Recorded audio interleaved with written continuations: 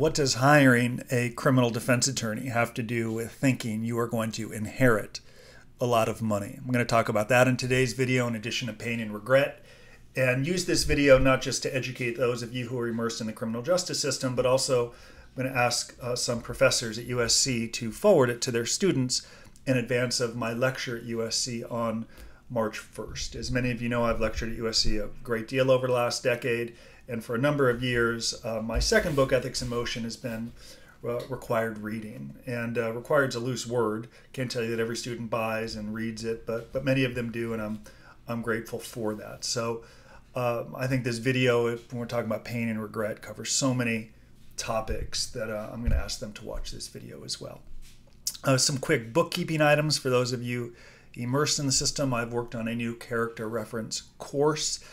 You should only get the course if you are interested in getting the shortest sentence possible. You should only get the course if your goal is to generate the best possible character reference letters that will demonstrate to the judge, prosecutor, and probation officer you're better than some bad decisions you made. It's a 50-page course replete with templates and letters that you can actually use as you create a character reference letter campaign. So I'm going to put up a URL, characterletters.com. Again, if you want to try to prepare for the best possible outcome, I would check out the course. Why the subject of this video today? It started on Saturday, February 3rd, when I received a call in the morning from a securities broker who was just sentenced to 60 months in prison. And I wrote a blog about this. I'll put up a link to the blog.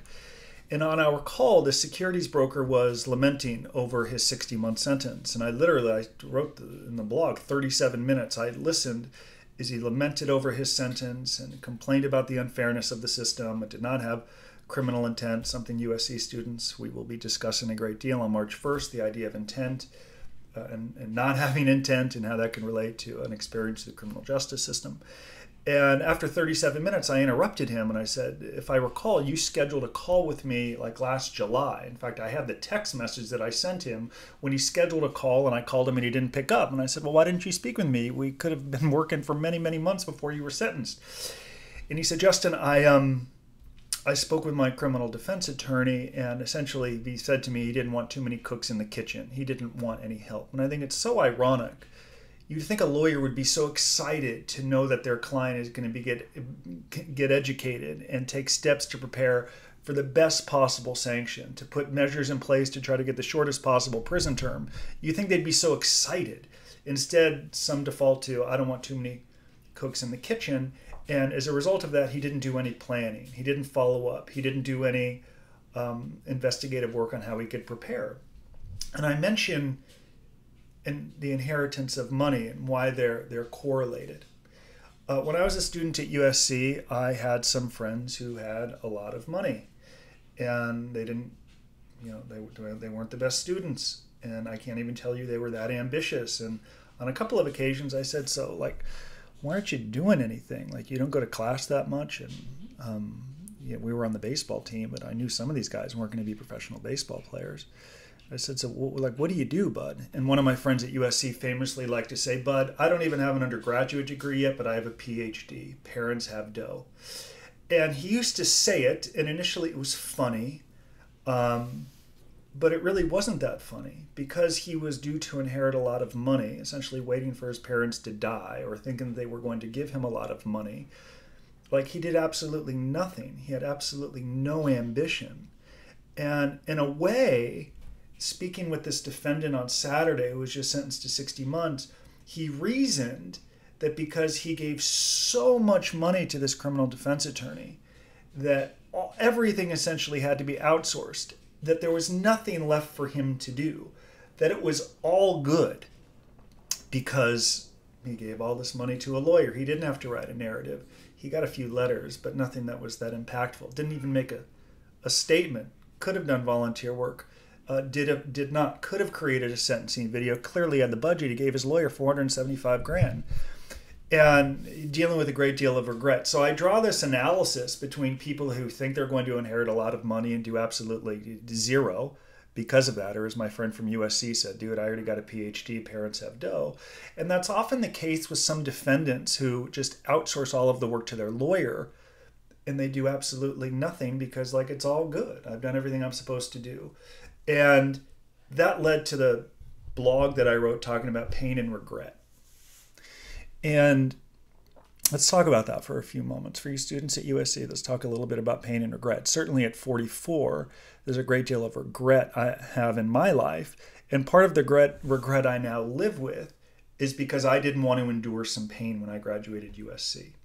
So when I graduated USC, I essentially wanted to get in 2 years where it takes 5.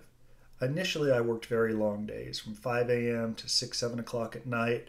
But in time, the pain of discipline, of waking early, of staying late, of building a business, it became too burdensome for me. I grew tired of it. I reasoned I was making enough money and I had enough clients. And in so doing, I began to take some shortcuts. So let's go back to this defendant who called me on Saturday. It would have been painful for him to discuss with his lawyer, I want you to look at Justin's authentic reviews. I want you to watch some of his videos. I would like to speak with some of his clients to learn more about the way that he helps. It might have been a painful and uncomfortable situation. It might have been off-putting to his lawyer. But had he been willing to endure that pain, he wouldn't now have what essentially is this lifetime of regret, which he now has by not preparing. Now, let me be clear, as I've written a book called Ethics in Motion, as I prepare to discuss ethics the 1st of March at USC, I'm not implying that had he hired our team, he would not have gotten 60 months. Certainly some clients who retain us get lower than guideline sentences, but of course some who hire us do not. There's all of the other benefits, of course, that come with working with us, from preparing and branding and marketing and preparing for the next phase. But I would never say that had he hired us, he would not have gotten 60 months. But this much I can tell you. He would not have spent the rest of his life in regret. He would have been able to go in front of that judge with a sense of dignity, having known that he did everything he possibly could have done to prepare for that sentence. And that's the state that he's in now. And frankly, I saw that every single day in federal prison. It's the reason I began documenting my journey through a daily blog and then through my book, Lessons from Prison. I interviewed so many good men who in retrospect knew they could have done so many things differently. And I try to manage my life now by way of pain and regret. As many of you know, if you've read my first book, I went to prison, fat, bloated, miserable. I didn't exercise. I chewed a lot of tobacco, and I was just a mess. And since my release over the last 10 years, I put a lot of exercise on fitness. I run a lot. So to give you an idea of this pain and regret, recently I ran the half marathon, the Pasadena Marathon. And for several months I trained 4 days a week at 5 a.m.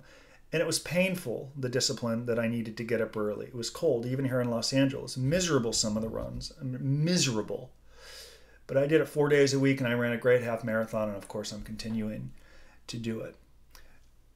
Now, the regret, had I not done it, the regret of saying I was going to run and then not following through, the regret of not feeling authentic, of saying one thing and doing another, the regret that I would have felt for canceling that run would have been measurably worse than the pain that I felt every single morning, 4 days a week, getting up to run. So I encourage all of you, whether you're immersed in the criminal justice system or not, whether you're a student at USC or any other university across this country, to consider the pain and regret that comes with every decision we make. Had I been willing to endure more pain after graduating USC, longer days, discipline, doing the right thing, and the face of adversity, or colleagues that were encouraging me to make some bad decisions, had I stood up and done what I knew was right, it might have been painful and even uncomfortable, but I wouldn't have had the regret of having to go to federal prison, the shame and pain I brought my family, of creating victims, of having to repair and rebuild my reputation and essentially start over.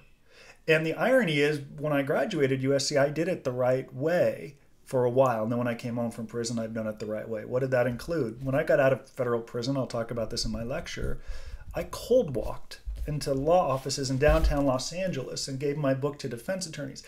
It was painful and embarrassing to be thrown out of law offices. Some wouldn't see me, but some did. Lawyers like Mark Worksman, for example, an excellent lawyer in Los Angeles with whom I work, said, "I respect you for walking in here to hand me your book. I look forward to reviewing it." That was painful in some of the instances. But had I not done it and enduring that pain, it would have been a lifetime of regret of having a probation officer breathing down my neck asking for restitution payments or for a mortgage or to pay my health insurance. So looking at decisions from a pain and regret perspective helped me. And to all of you who are immersed in the system, who have outsourced too much of your work to a criminal defense attorney, I encourage you to think about that analogy I gave about my friend at USC who has already been given a lot of money or was going to inherit a lot of money, who used to famously say, dude, I got a PhD, parents have dough, and because of that, he didn't work. If you've outsourced all of your work to a lawyer, reasoning that there's nothing more for you to do, you're off track. And again, I'm not saying by working with us that you're going to get the exact outcome that you would like. That would be unethical. But I will tell you, if you prepare properly and take appropriate action and document to all stakeholders, the judge, the prosecutor, the probation officer, and others, why you're better than some bad decisions you made, you will be judged differently, I think. But you'll never spend, or you won't spend the rest of your life in regret. So that's how I'm going to wrap it up. And subscribe, like, comment if you like. If not, that's okay too. And I look forward to returning soon with more videos. Oh, lastly, some of you have some messages about my family. My son Jason is now 8 months old. I'll put up a little photo. My daughter Alyssa is 4. They're great kids. Things are going well, and I'm doing a very good job of trying to manage the work-life balance. Back soon. Thank you all for watching. Bye-bye.